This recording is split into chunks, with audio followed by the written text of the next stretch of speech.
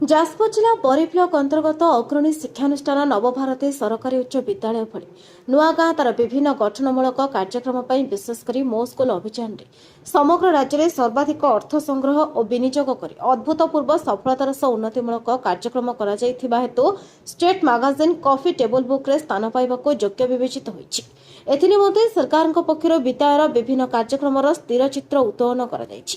ଏ କାର୍ଯ୍ୟକ୍ରମକୁ ଭାରପ୍ରାପ୍ତ ପ୍ରଧାନ ଶିକ୍ଷୟତ୍ରୀ ଶ୍ରୀମତୀ ସନ୍ଧ୍ୟାରାଣୀ ଜେନା, ପୁରାତନ ଛାତ୍ରଛାତ୍ରୀ, ଆଲୁମିନି ବୁଦ୍ଧିଜୀବୀ, ପ୍ରାକ୍ତନ ଶିକ୍ଷକ ଶିକ୍ଷୟତ୍ରୀ, ଶିକ୍ଷା କର୍ମଚାରୀଙ୍କୁ ଆମନ୍ତ୍ରଣ କରି କାର୍ଯ୍ୟକ୍ରମକୁ ସୁଚାରୁ ରୂପେ ସମ୍ପାଦନ କରି ସମସ୍ତଙ୍କର ଧନ୍ୟବାଦର ପାତ୍ରୀ ପାଲଟିଥିଲେ।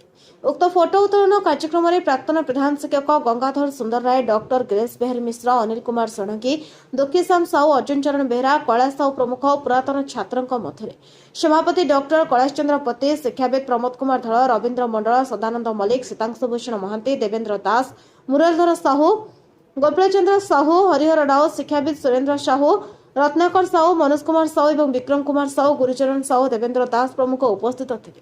ଏ କାର୍ଯ୍ୟକ୍ରମକୁ ବିଦ୍ୟାଳୟର ଅଞ୍ଜଳି ନାୟକ, ସସ୍ମିତା ସାହୁ, ରଶ୍ମିତା ପାଣି, ସୌମ୍ୟାଶ୍ରୀ ପୋଥାଳ, ସନ୍ତୋଷ କୁମାର ପଣ୍ଡା, ନର୍ମଦା ତ୍ରିପାଠୀ, ମନସ୍ମିତା ମହାନ୍ତି, ପ୍ରସନ୍ନ କୁମାର ନନ୍ଦ, ଦେବେନ୍ଦ୍ର କୁମାର ସାହୁ, ଅହଲ୍ୟା ରାଉତ, କୈଳାସ ଚନ୍ଦ୍ର ନନ୍ଦ ପ୍ରମୁଖ ସହଯୋଗ କରିଥିଲେ।